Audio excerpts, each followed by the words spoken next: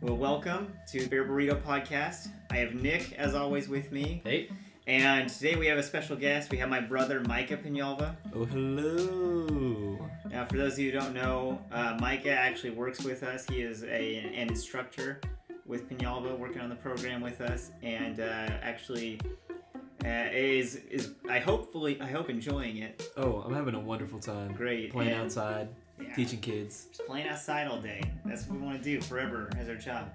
And he's doing a great job, and we're just glad to have him on board today, especially for this special occasion where it is October, Spooktober, and we are going to have a spook-sode, an episode that is spooky, talking about our scary encounters out in the wilderness and in life in general on this nice fall evening.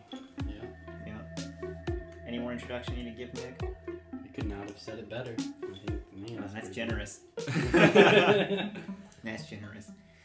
Well, we're just going to have a little light atmosphere here and just go around the circle and tell some spooky campfire stories, so it goes.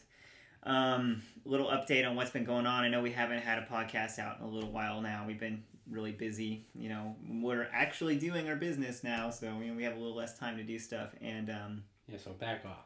Okay. yeah, so chill. But it's not that we don't want to do it anymore. This has always been like one of the highlights of my week, just hanging out and talking about stuff.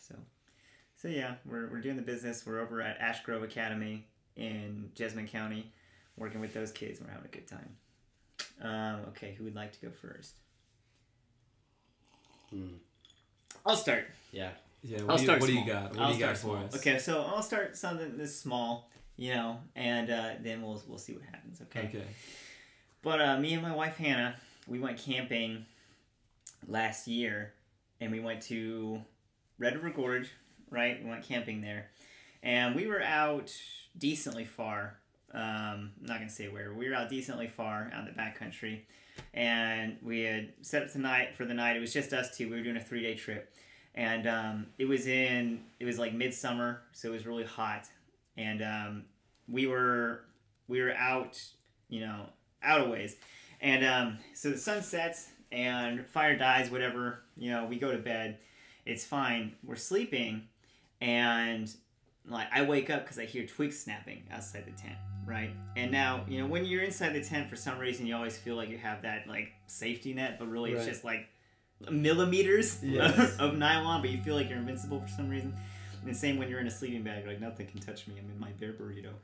But yay. But no, everything can touch you. It's terrible. You're not safe at all. And you're not really like aware of how unsafe you are until you hear twigs snapping outside. And for those of you who don't know, if you haven't been camping before, you don't usually hear twigs snapping outside because most animals, when they're walking around the woods, don't step on big branches and break them. They step in the leaves. You might hear leaves rustling, but you'll never hear like a big snap, right? Unless either a tree is falling and then you're going to die, or something big. There's something big wandering around outside. So I've always been taught that there's two animals that actually snap twigs. One is a bear, which is scary. I don't want to meet a bear face to face out in the woods. And the second is people, human beings. The scariest. And that's even scarier. The most terrifying. Yeah, it's the most terrifying because we're out in the middle of nowhere. It's just the two of us. I don't have a gun. I don't have anything. Like I just have my knife or whatever. And also, I'm in my sleeping bags. What am I gonna do? I'll like inchworm at them. I don't know. And I'm hearing possibly some dude walking around at like 3 a.m. outside our camp. That's terrifying, right? I don't like that. Or woman. Yeah, or woman. Let's not be biased here. Women can't be terrifying. Let's not be. You're right. Let's be all inclusive here. But that being said, I don't know many women who go out at 3 a.m. to wander in the woods. Witches. Oh my God. I didn't even think about that. It was definitely, I confirmed it was a witch. So I'm hearing this witch walking around outside. And I listened to it for probably 10 minutes. It's like circling our campsite. I'm just listening. And then Hannah wakes up and she's like, I hear something outside. And I'm trying to be cool. I'm like, nah, baby. Inside, I'm sweating. I'm like, oh my God, I'm like, what's going on? I'm like, it's cool. Just, be quiet. quiet. It's probably not then. And then, like, it's, you know, it just keeps going. Like, it's getting louder. Like, it's getting closer to our tent and stuff. I'm like, okay, I got to do something about this. Now Hannah's awake. I can't pretend like it's not happening anymore. So I put on my headlamp and I turn on the strobe light effect, because I feel like if it's a strobe light, it's going to freak out. If it's a bear, it's going to freak it out. If it's a human, I don't know, it's going to freak it out. I don't know.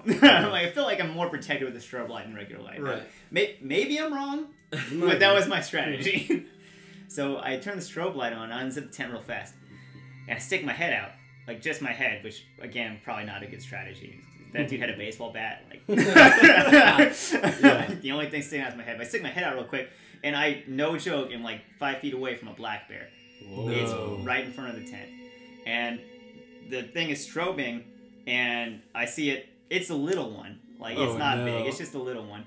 But the strobe light, it sees the strobe light, sees me, and it just turns around and hoofs it back into the wilderness. And I'm like, oh, thank goodness it was just a little black bear. You know, that's fine. But, and I don't think it was a cub. Like, I think it was big enough to be like an adult or young adult black bear. So I wasn't too scared of Mama being around trying to eat me.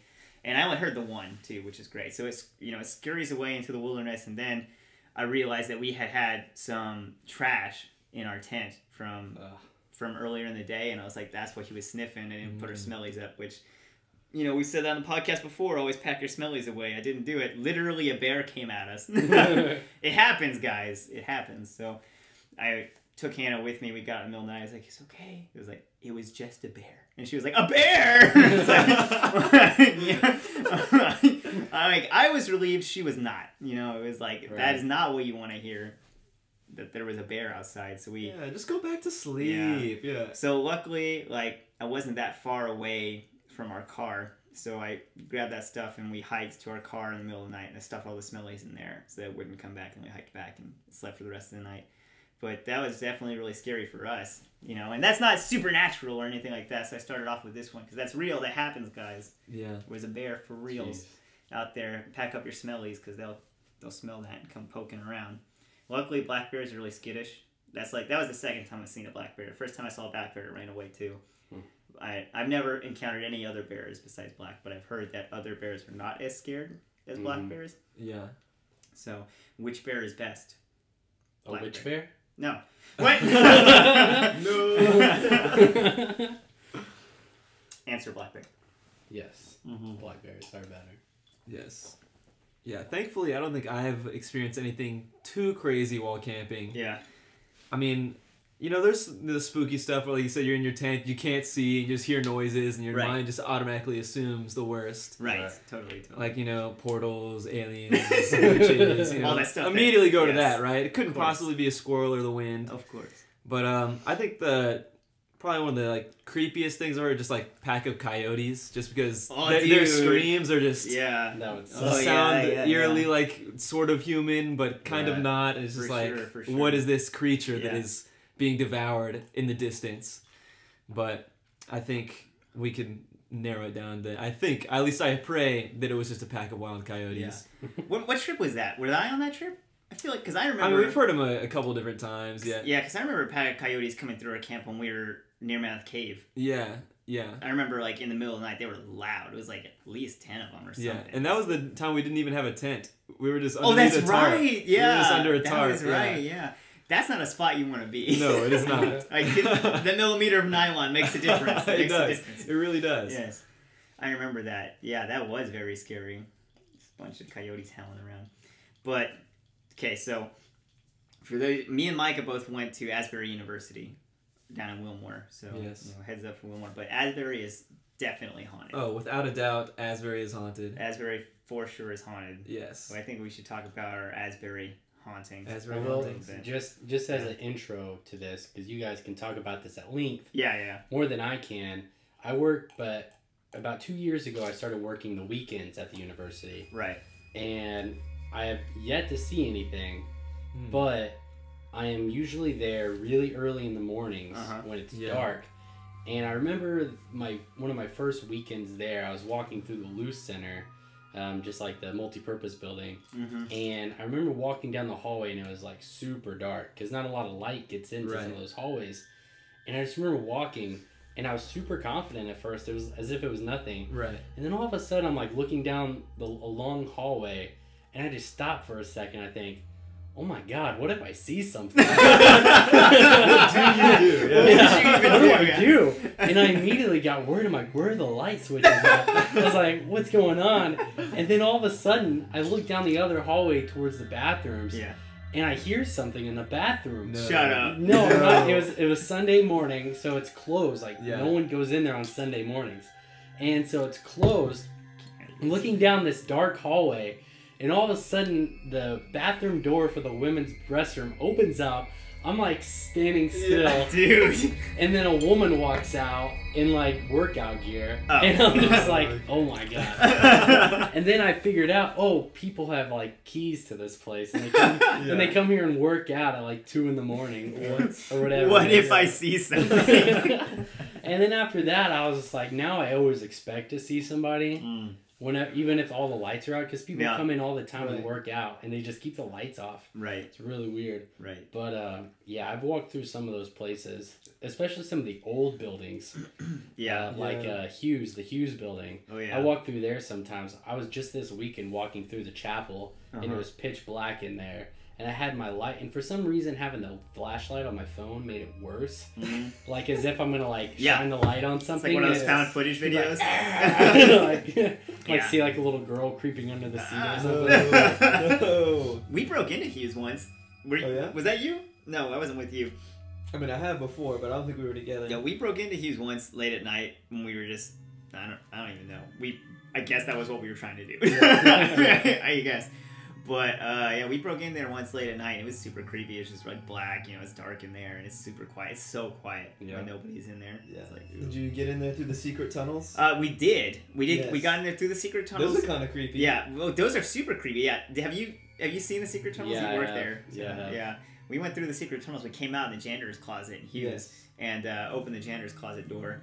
And we were walking, and we were going up like the stairs in one of the corner hallways, and we all freaked out because we saw somebody, a figure, turn the corner, and we all screamed for a second. Turns out it was just like a professor or something that was there like midnight. Oh wait, I think I was there. Were you there? We were all on the stairs. Yeah. He comes into the stairwell. Yeah. We all just freeze. All on the stairwell. Where I was like, what do we do? Scared. Yeah, we were so scared. Like, pardon us. And then he just walked away into the night. Walked away. Was he a ghost? Was he a ghost? Yeah. I never saw him again. Neither did I. Yeah. Maybe he was. I mean, we did leg it pretty soon after that. Truth.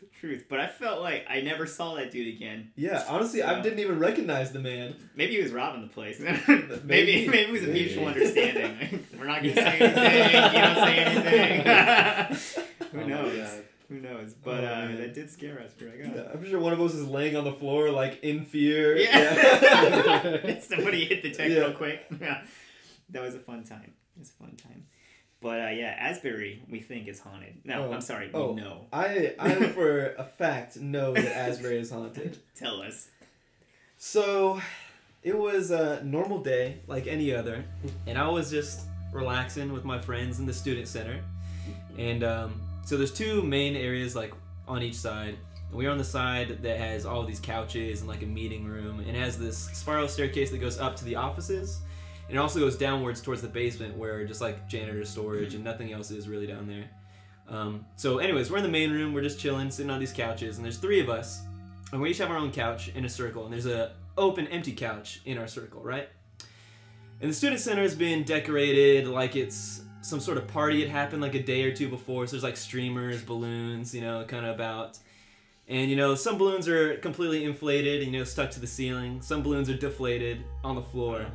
But there's one particular balloon, right, that kind of looks slightly inflated, kind of deflated, and it's just floating wherever it wants to go, right? It's going up, down, sideways, and like there's not a major draft. No other balloons are doing this. Right. And so we notice it. We're like, this balloon just doing whatever the hell it wants. Like we're like, this is interesting. Let's observe more. And so as we say this, it starts floating over towards where we're sitting. We're like, oh, it's coming over here. Like, it wants something, right?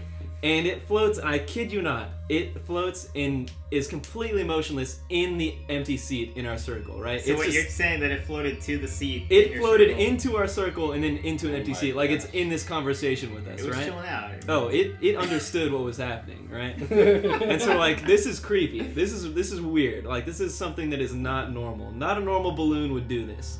And we're like, maybe it's trying to tell us something. Maybe it wants to take us somewhere, right? And after we say that, like, it wants to take us somewhere, it floats up out of the seat, right? And floats down through this doorway where the staircase is that you can either go up or down, right? I think you need to say that, like, this is real, right? Oh, this is 100%. I saw this with my own 2 eyes, right? And so did everyone else that was there.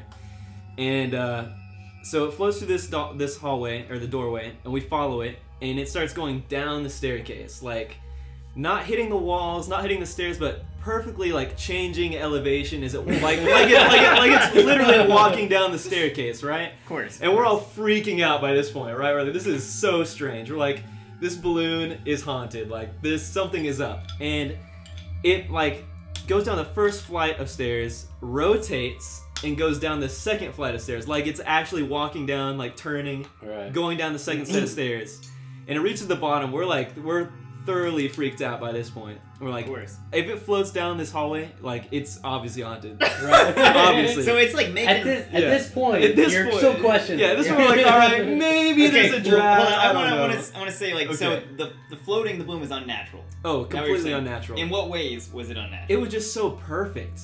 Like, it was as if someone was walking it down the staircase. Like, the string was like barely brushing the stairs. Like, what color is the balloon? I think it was red. It was either my god! I want to say it was either red or purple-ish. My memory is pretty hazy by this point, but this was like down here. This was like 2-3 years ago, right? Right. So it gets to the bottom of the stairs, and we're like, all right, this is really strange. And after we say that, once again, it rotates, like it turns to face where the hallway keeps going. Right. And it just floats down the hallway, and we can't see it anymore. We're like, oh my god. So it stops, and it rotates 90 degrees? Exactly. And it moves I would not 90 follow a balloon down Exactly. Was the hallway dark? It was dark No, it was light down there. There was light down there. And so...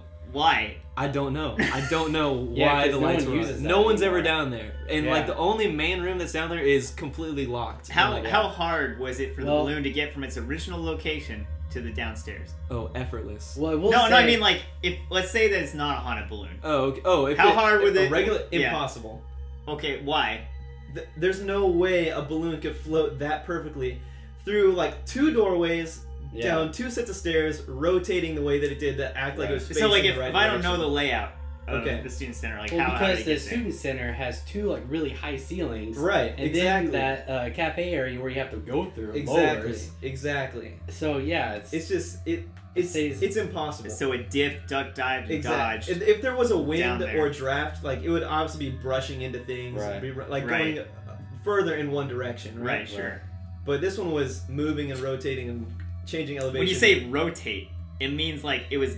Right, so whenever the balloon wanted to change direction, it would stop motionless, like swirl like in its place into the direction it wanted to go. Like swivel. As if someone was holding it and turning it. Exactly. So like there was a face to the balloon. Exactly. And it was like facing like the direction there was a front and a back to the balloon. Oh my god! Exactly. So, anyways, where I was at, it floats down the hallway, it's out of visual, and we're standing on the staircase where it was, we're like, alright, whatever's down there, there's obviously something down there, right? So we go down there, and it's stopped completely motionless, floating in the air, in front of this set of double doors, right? Yeah.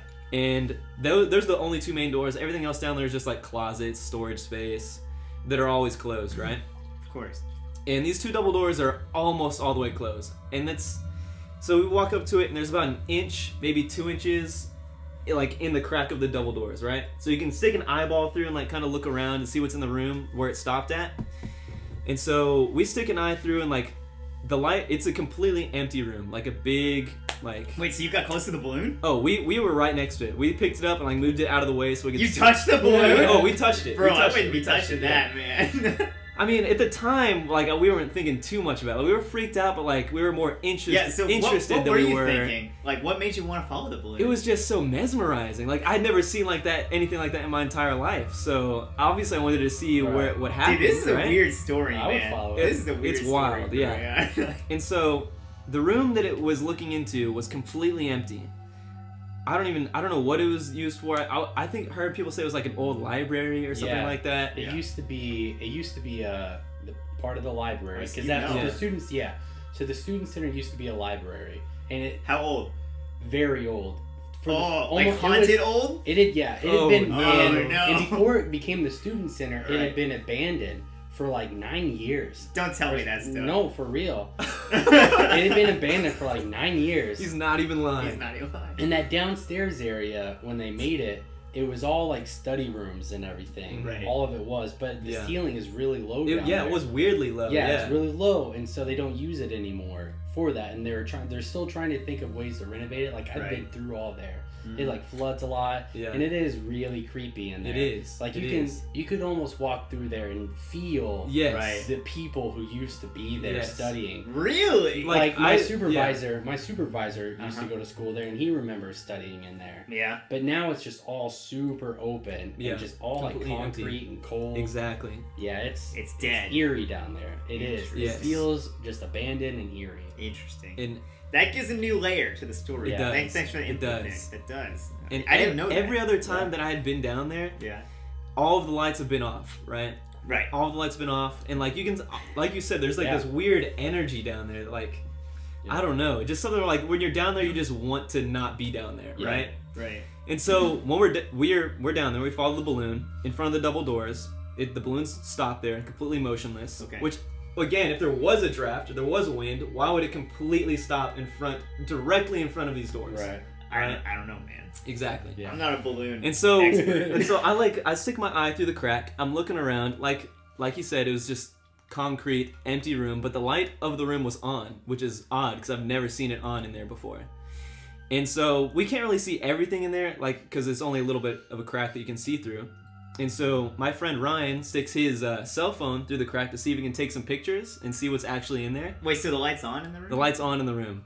And so he sticks his phone through it, snaps a picture, takes it back out, and right when we look at it, his phone dies. No! 0%, black screen. Was it already low? No, I asked him, I was like, Ryan, that was my first one. I was like, surely your phone was just low on battery, right? This is a crazy coincidence. He's like, no, man, my phone was like 70% before I did that. The old 70% to 0. Yeah, yeah. And so we're like, whoa, this is so weird. This is the point where we're like, okay, we're starting to get really freaked out. Did the pictures develop? Did you ever see the pictures? I don't remember exactly. I want to say there's nothing on them. If we did, I don't remember looking at them. I don't think I ever saw them, but I think I asked Ryan a couple days later. He said there was nothing on them. I think. But that's still weird. Yeah, man. still very weird. It's weird. And so this one we're thoroughly creeped out. So we take the balloon with us and take it back upstairs, and we're like, oh, we're done going to the basement. Right. This is just weird. Right. But I wasn't done there. This is a strange occurrence that nothing like I've ever experienced, so I had to do a little bit of research, right? I had to ask around, see what was up, see if anyone else has had similar experiences. And so I walk up to the Student Center help desk where my friend Matt was working, and he was the manager of the Student Center at the time. Mm-hmm. I was like, I don't tell him anything about what happened. No backstory. I'm like, so Matt, in your opinion, would you think that the Student Center is haunted, or do you think any strange occurrences happen here? And he was like, looks around, he's like, shoot, I'm not supposed to tell anybody this or anything, but, me and you are buds, so, I mean, whenever, like, the closing shift closes the Student Center at night, and they, lock all the doors, turn off the air conditioning, turn off all the lights, they say they can hear voices. And I was like, what? I was like, where? Where do they hear the voices? Tell me. And he's like, those double doors in the basement? No! That's where they hear the voices. No! So, I don't know what's happening there, but nothing good. Dude, I'm convinced. Like, honestly, no, for real, though, that's a true story. That's a true story. True. No, you have a video, don't you? I did. Yeah. I had 2 phones. I mean, again, it was 3 years ago, so it was a while back. I had it on my old cell phone. Because I remember you showed me it, and I was like, whoa. There was physical evidence at one point. And I showed everyone that I could. I literally showed everyone that it was so amazing. I had to share. The video was in the story was the balloon going down the stairs and making that 90-degree turn. The video was the video was the balloon going down the last set of staircases, stopping at the bottom, rotating, and then going down the final hallway. Yeah. Nick, no joke, dude. I saw that video. Nuts. I saw it's seriously the balloon stopped at the bottom of the stairs. And it was like the balloon had a face because it like turned 90 degrees, like rotated to face the direction it wanted to go, and then it went from stopping, like from totally stopped to moving again. Down the hall. I was like, I saw that video, I got chills. I was like, dude, that's bad juju, man. Like, I don't like that. God. Yeah, it was weird. So strange stuff. And we should have that video. We need to send that into. I think my friend Ryan claims he still has it on his laptop, but I've been asking for that video for about 2 years now. So I don't know if I'll ever get it. We need to send that video in to somebody. Man. And my brother and I used to watch those ghost hunter shows all the time. Oh yeah. The biggest one we watched was Taps. I don't know if you guys I know. Yeah, Taps. I know our Taps. Yeah. And we were like, this is the most credible one for sure. You know? And like, no one's faking this. Of course and not. so, but we would watch it, and I think I tried to trick myself. Right. Because around the time that we started watching it was around the time that we started living in this house that was definitely the most haunted house. Like, I always try and convince myself that ghosts are not real. Right. But then I think back to this house, and I just think, I can't deny, like, what went on. And I'm the type of person who, like, I will watch, like, I'll listen to a podcast at night just to keep my brain from thinking about, like, all this stuff. Like, I imagine opening my eyes while I'm, like, if I wake up in the middle of the night, I imagine opening my eyes and just seeing someone standing there. What? Oof. Yeah, like, my brain thinks literally every single night. Yeah. This is the type of stuff that I wake up and think about. Right. And that I fear seeing. Yeah. And whatnot. And I think that's a lot of us, though. I do think that more people are afraid of it than they let on. For sure. And so, and it all stems, and I think I could cancel a lot of it away if it, like I said, wasn't for this freaking house.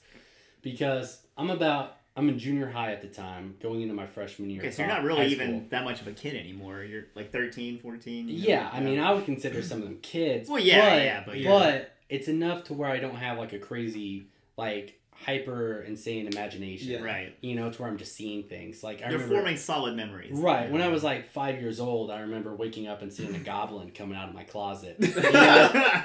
But that was a dream for sure. Are you sure?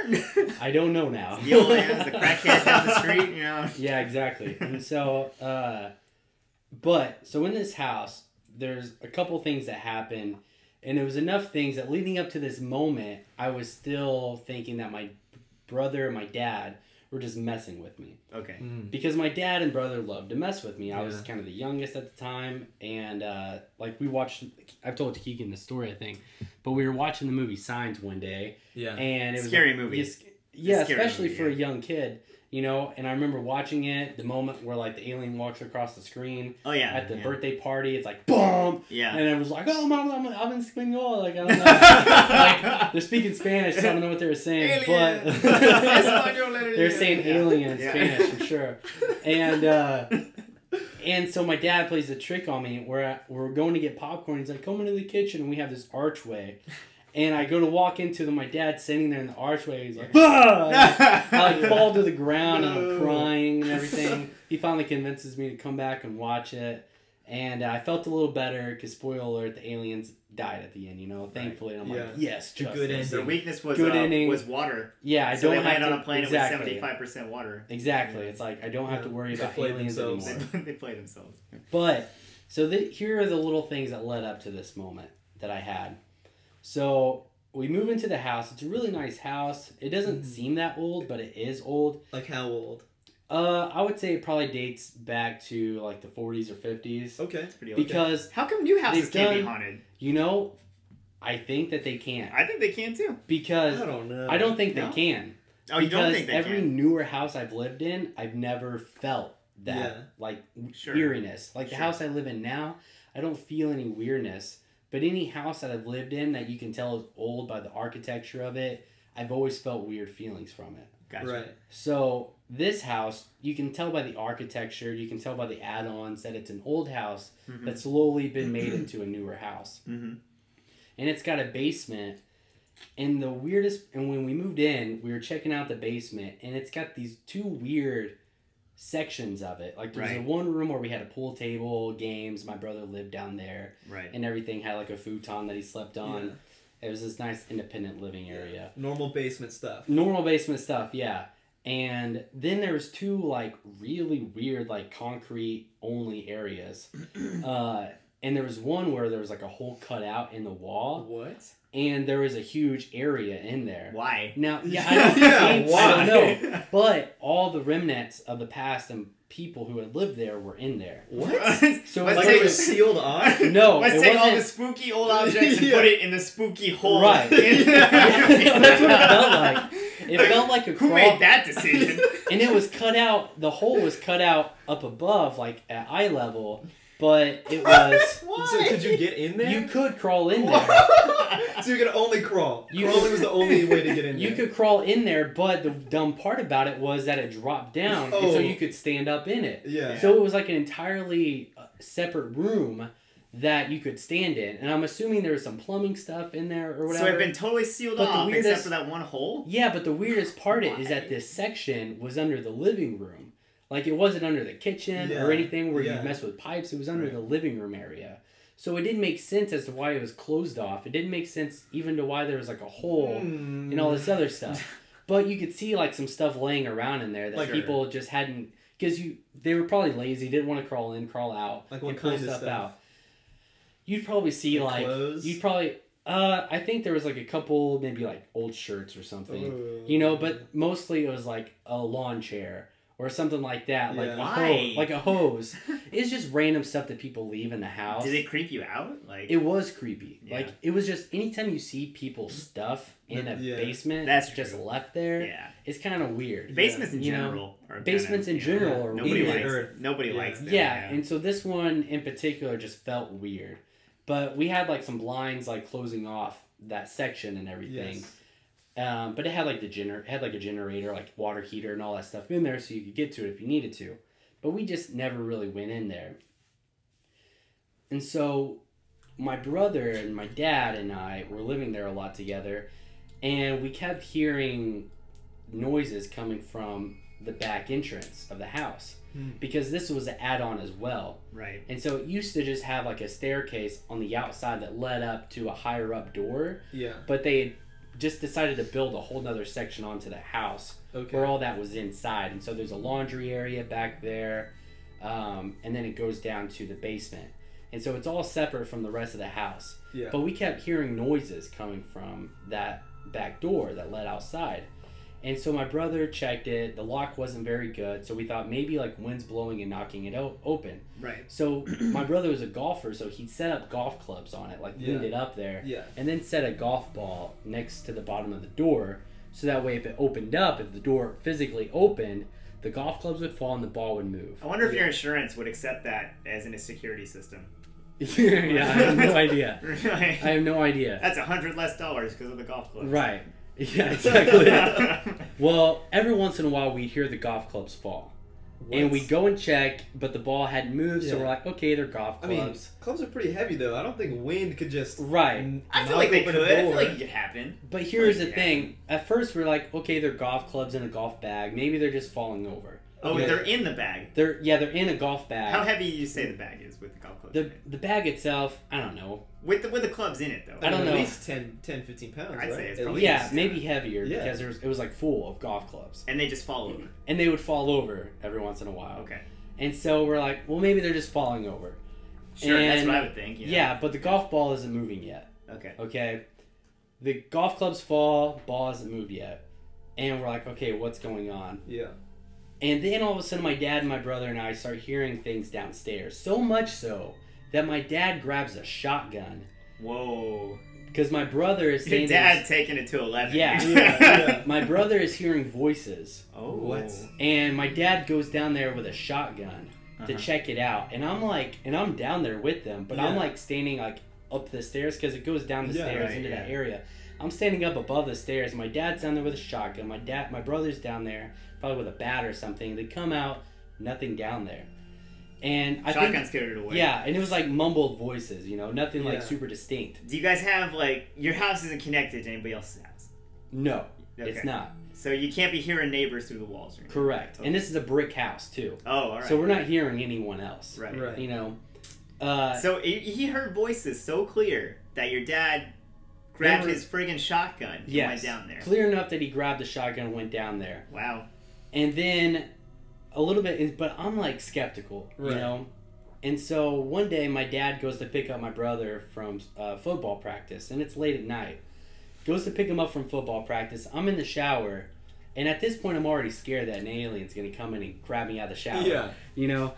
And I'm sitting in there. It's a vulnerable place. And there's there's an air vent leading out to that separate area. Because like I said, it used to be not there, so the air vent was for the air to get in and out. Right. So the air vents leading into that other room, I hear the golf clubs fall. Oh no! And I'm while you're in the by shower. myself in the shower, ass naked. Yes, hearing naked. The golf clubs. Golf clubs fall. I just want you to think. I want you to think that is the worst place you could possibly be for something to happen. Yes, exactly.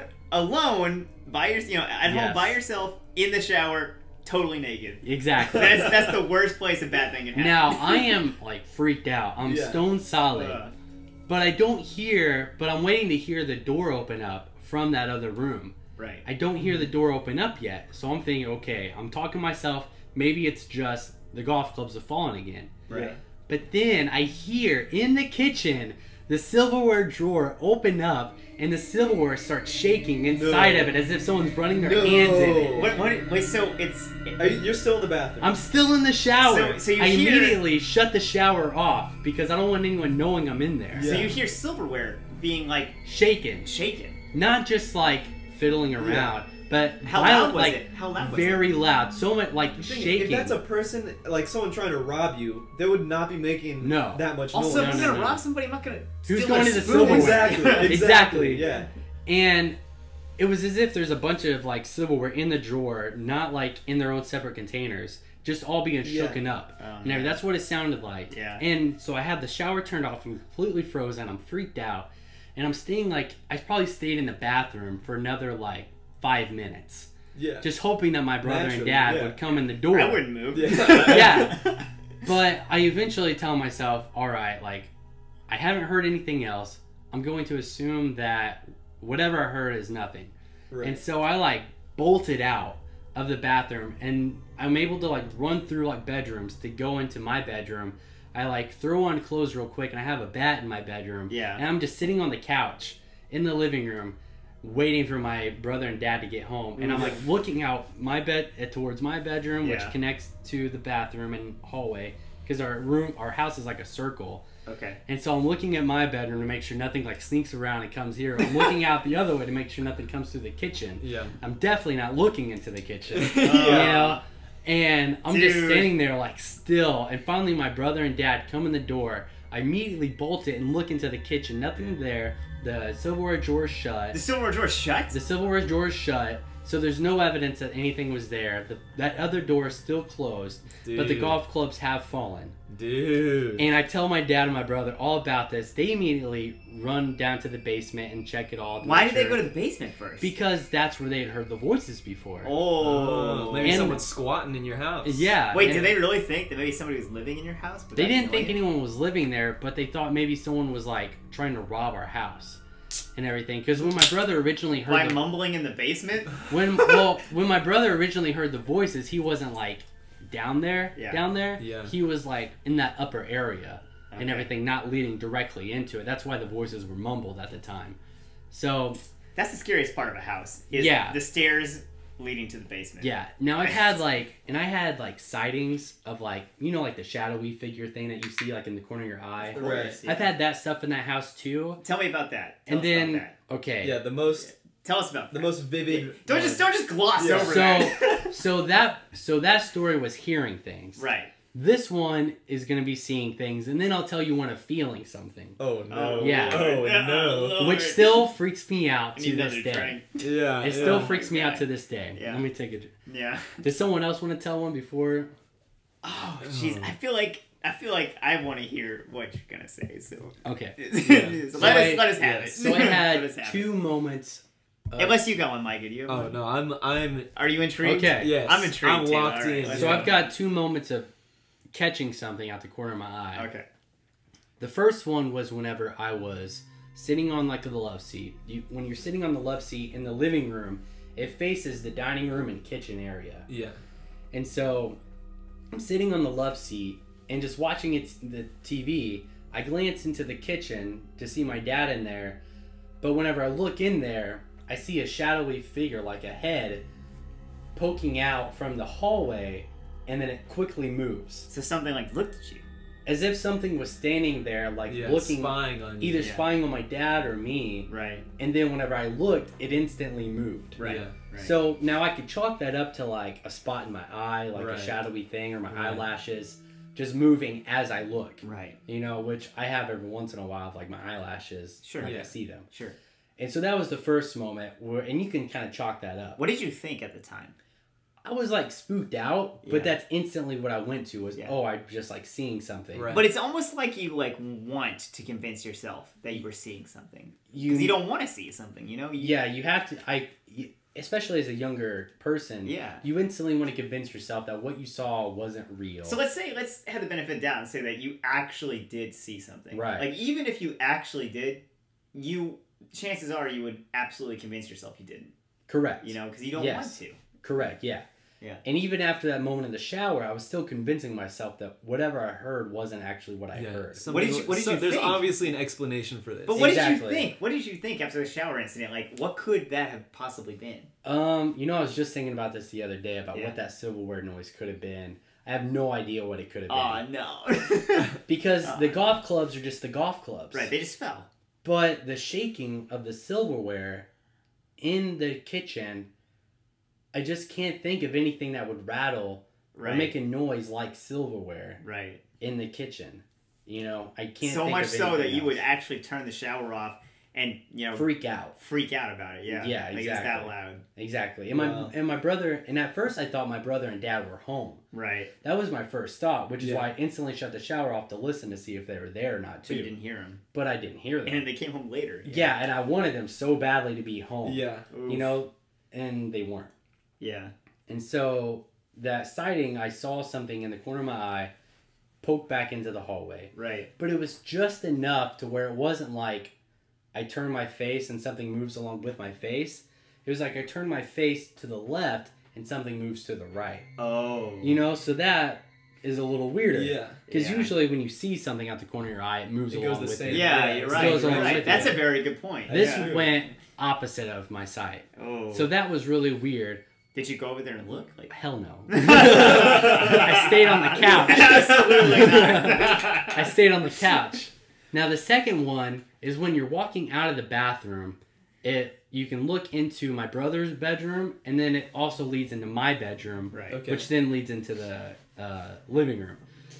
I'm going to walk out of my bathroom to walk straight through. Yes.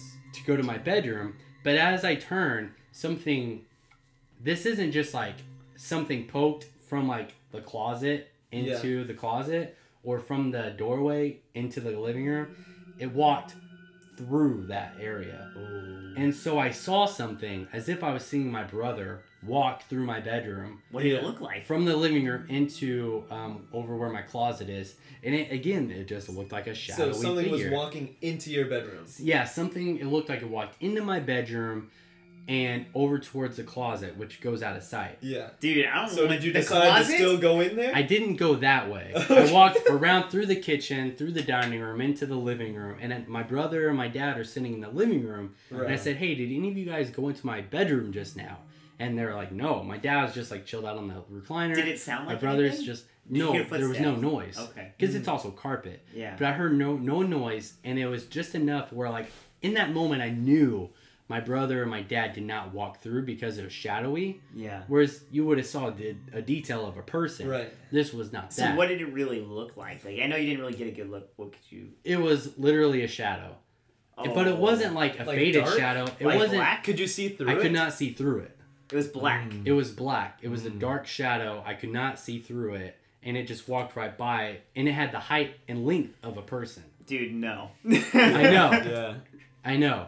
And so that was like my second sighting of something. Neither of them went in there. So your brother and dad did not go into your room. Correct. And I stopped sleeping in my room for a while. Dude, naturally. It walked towards your closet, man. I know. What? Now, to wrap it all up, because I've been talking for so long, the feeling I had was I was laying on that love seat in a sleeping bag. In your room? In the living room. In the living room, okay. I'm sitting on the love seat in a sleeping bag. And I have my feet... You know how like sometimes you'll be laying around and you'll like kind of push your socks off your feet? Yeah. But they're not completely off of your feet. Right, they're just dangling on your toes. They're just kind of dangling on your toes. Yeah. So I'm doing that and I'm like slowly pushing my socks off my feet. And as I'm doing that, I think one of them drops. And then as it drops, I felt my sleeping bag pull down on my feet.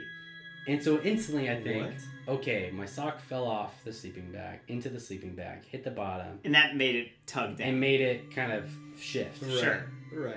But in that moment, it was one of those convincing myself things. Yeah. Where I'm like messing with my feet, and I'm like, okay, the messing with my feet's causing the sleeping bag to shift. But it wasn't just a shift or a movement. It was a tug. It was a tug on the sleeping bag. And my feet were like dangling over the love seat. Yeah. And I felt a tug on the sleeping bag. And I instantly jerked my feet up near me. So it's enough of a tug that you reacted to it. Yeah, because when you're kicking your shoes off, when you're kicking your socks off, you expect something to happen. Right. You expect a tiny little shift. Right.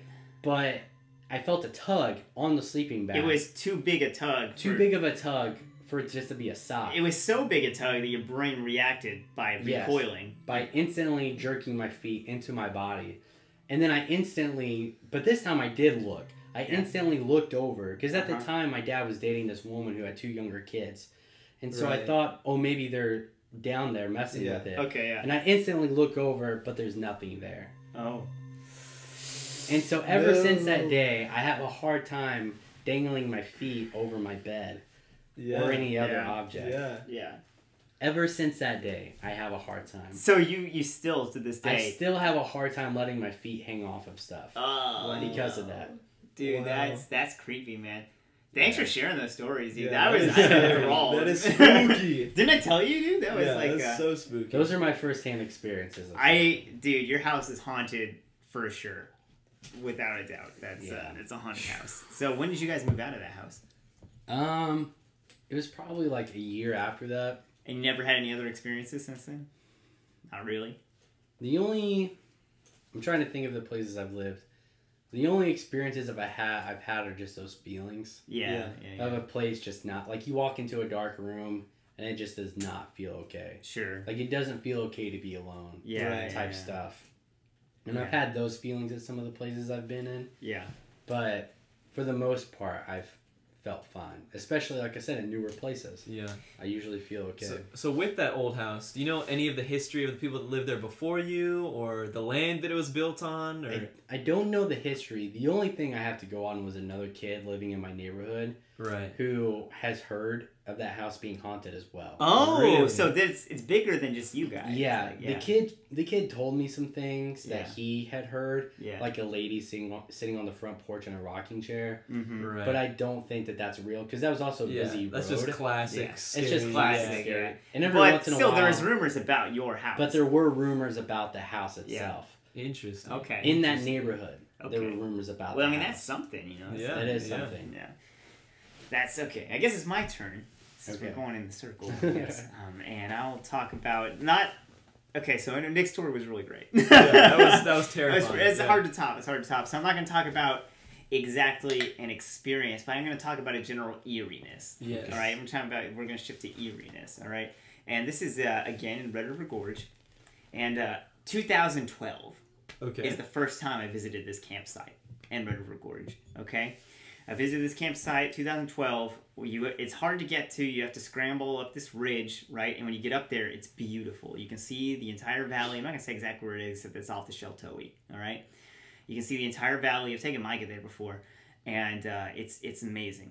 Now, in 2012, I got up there, and it was just a bare campsite, okay? Bare ridge. It's like a bald ridge where you can see everything 360 degrees. It's really great. I revisited it in 2013, and there was a freshly built memorial up there, like I guess to a dead person, a dead climber or something. There was a circle of rocks filled with moss and a cross made out of 2 wood pegs tied together with climbing rope and hooked with a carabiner. So I'm assuming it's to a dead climber. Yeah. Is when that shrine or that memorial appeared, right? Fresh moss was beautiful. And I camped up there. That night was fine. You know, never had any bad experiences up there. Every single year, multiple times I visited that site. I kept going back up there, and there was always, without doubt, every time I visited it, fresh moss. So, and I visited that campsite probably 5 times, 4 times a year, you know? And every single time somebody had made the hike miles from the road, at least half a day's hike from the road, from the nearest parking lot to that campsite, to place fresh moss up there. It was not the same moss for sure. It was always freshly green, freshly picked. Somebody had gone down to the river, picked fresh moss, and brought it up to there to put it in the camper. It was eerie to me, but like a peaceful eerie. Yeah. Right. And I don't know how that happened, you know, because I was there a lot. That is my favorite campsite in the gorge, was going up there and seeing and going up there. It's just the view. But there was always that memorial up there, and there was always fresh moss. And even when the logs started to rot, and, you know, the ground around there was noticeably different, the rocks were definitely growing moss on them, you know, and all that stuff. There was always in the bed fresh moss put there, fresh moss. And I don't know who did it, man.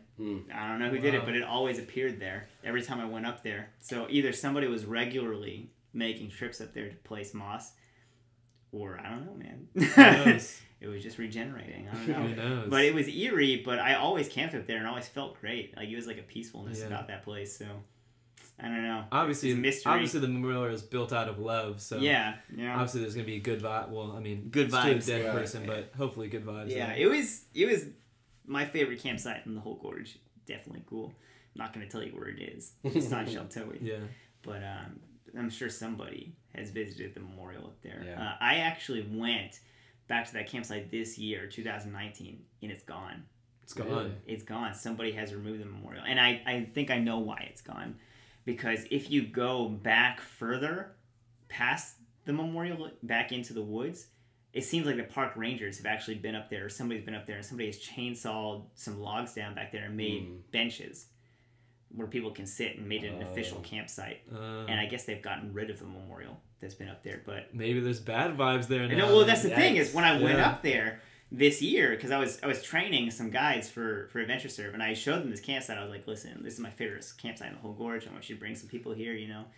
And I went up there, and I was so upset. Like, I got like unreasonably upset when I was up there. Yeah. Because the memorial was gone, and like because I was talking up the whole time. I was like, listen, there's a memorial to a climber up there. I was like, be really respectful. It's really cool though. Like, you're gonna feel so peaceful up there. And when I got up there, it was gone. I was so mad. Like, I was so angry. And then when I walked back to show them where they were going to sleep, where we set up tents, I saw all those benches that were put back there. Like, not like actual benches, but people had cut down logs and formed like a square out of logs around the fire pit. And I was so mad. I was like, no. I was like, this place used to be wild. Yeah. Like, this used to be a wild place where you could go and you could camp, you know, and only a few people knew about it.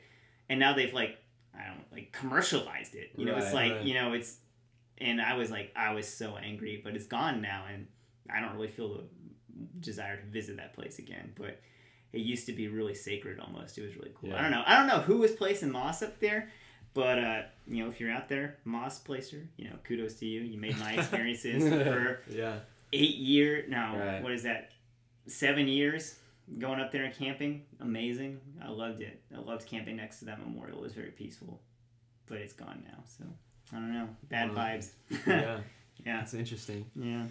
I mean, going off this eerie vibe, I think the only other place I've experienced really just kind of supernatural, like, uneasiness or, like, very eerie, not even, maybe uneasiness isn't the right word, because sometimes it's peaceful. Sure. Right. But it's just the desert, just the mystical land that is the desert. Out in Arizona? Where we were in Utah, whenever we went out to the Kanab Creek Wilderness out there. That was probably my first major experience being like out deep in the desert. Dude, that was deep, man. It was like a spiritual experience. It really was. It was like, the wild place, the lonely place. It's just you don't hear anything but the wind. Wow. And your thoughts. It was something where there was no trace of another person, not even footprints. Yeah. It was just like, it's like where that place had looked, as we saw it for millions of years, it looked like that.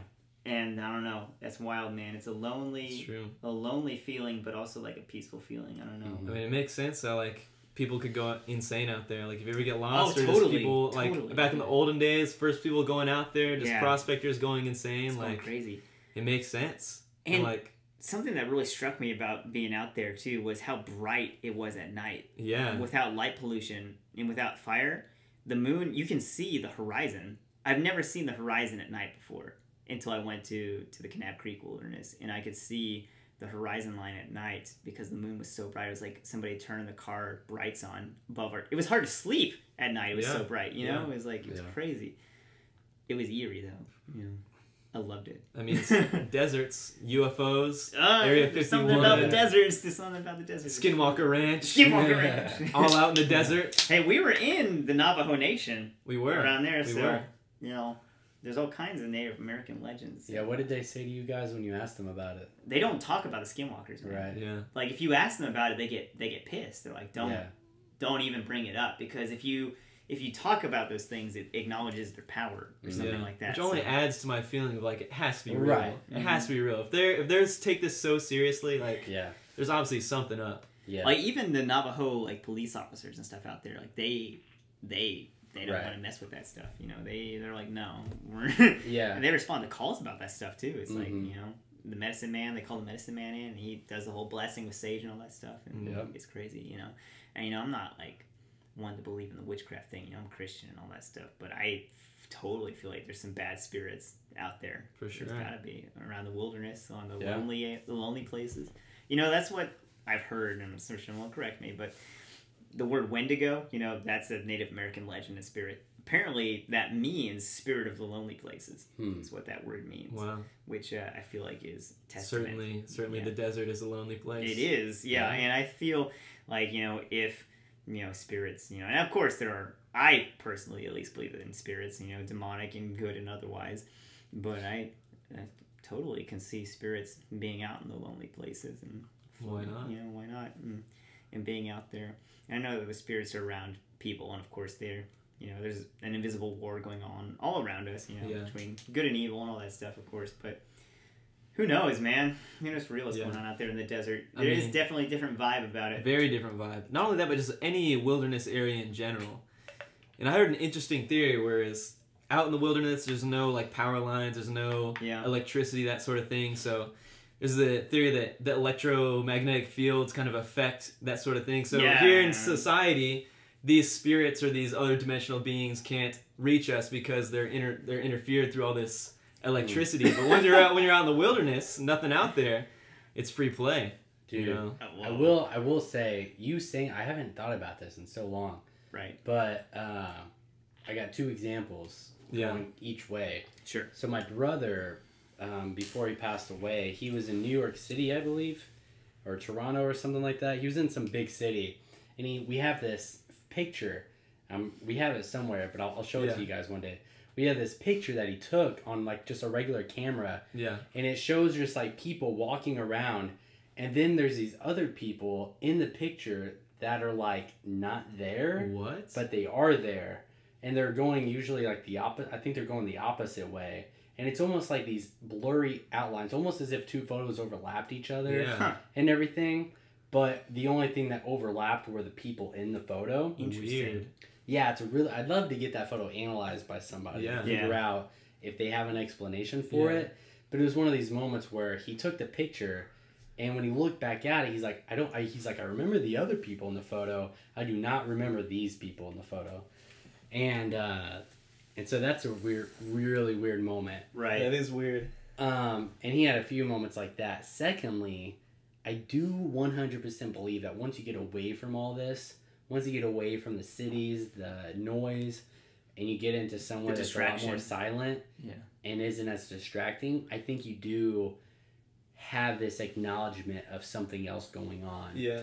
And like I've heard stories of professors that I've had from Africa who tell stories about like what they think are demons like circling the town and everything. Yeah, African villages. Yeah, in African villages. Like, I have a professor who's super smart guy who has told a story about how they can visibly see this like demon creature walking around their village. What? But it's like a very like religious village that like prays constantly to keep things out. Right. And it's like in daylight that they see this thing.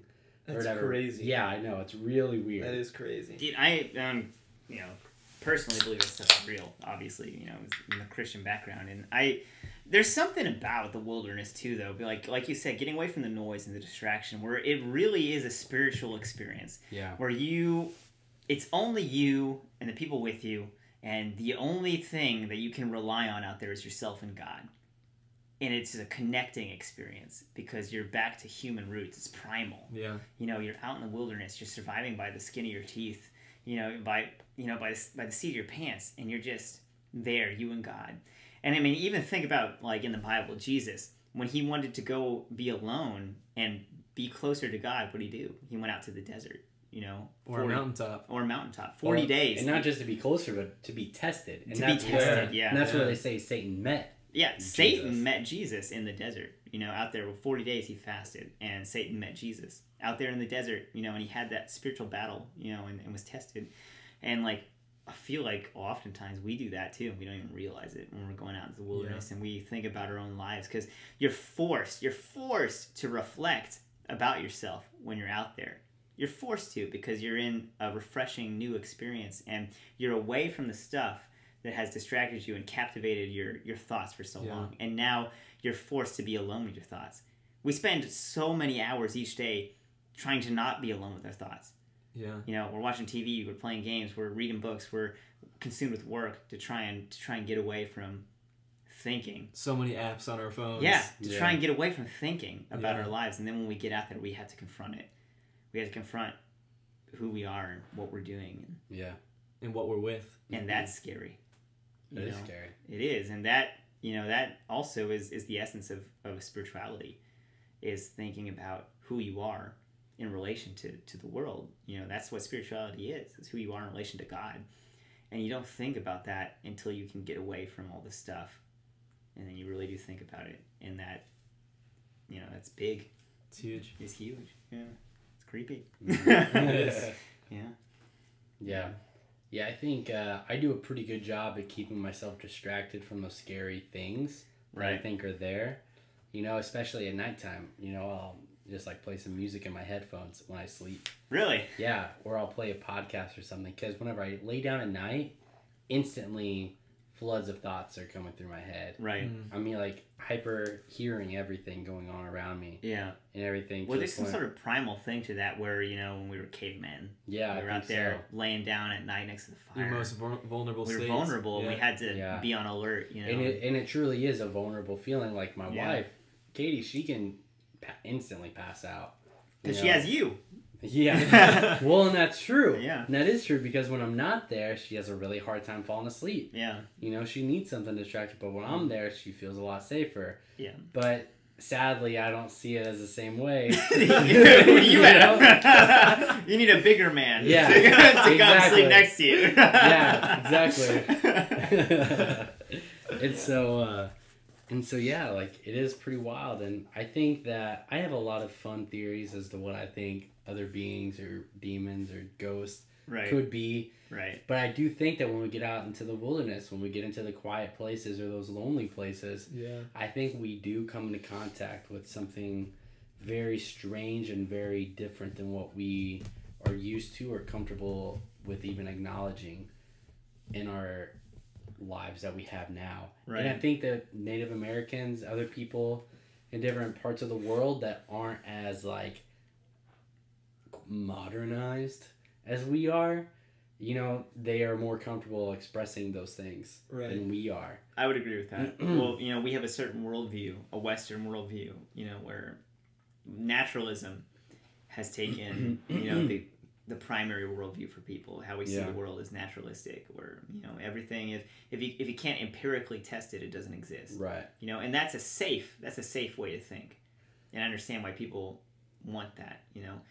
But the metaphysical has to be. That's true. The metaphysical has to. What about the things that are beyond our sensory Exactly. And, there must be, obviously, there must be things beyond the sensory because science is growing. And, science can only test what technology can test. And technology is constantly growing. So to say that there is nothing beyond what we can test is ignorant.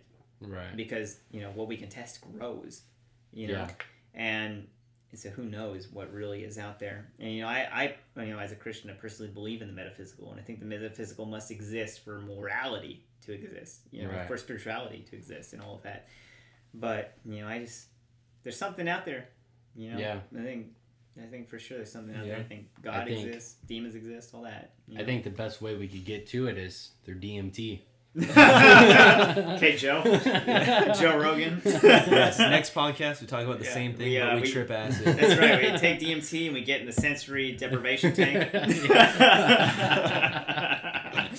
We connect with all of that. Do we have any more stories? Yes. We are currently at like an hour 6 minutes. I'm fine to keep going.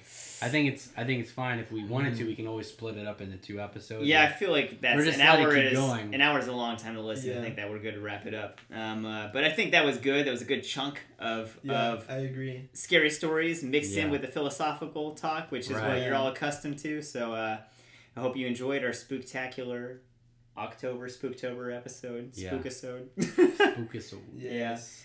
Yeah. Anything you want to say, Micah, our special guest on this time?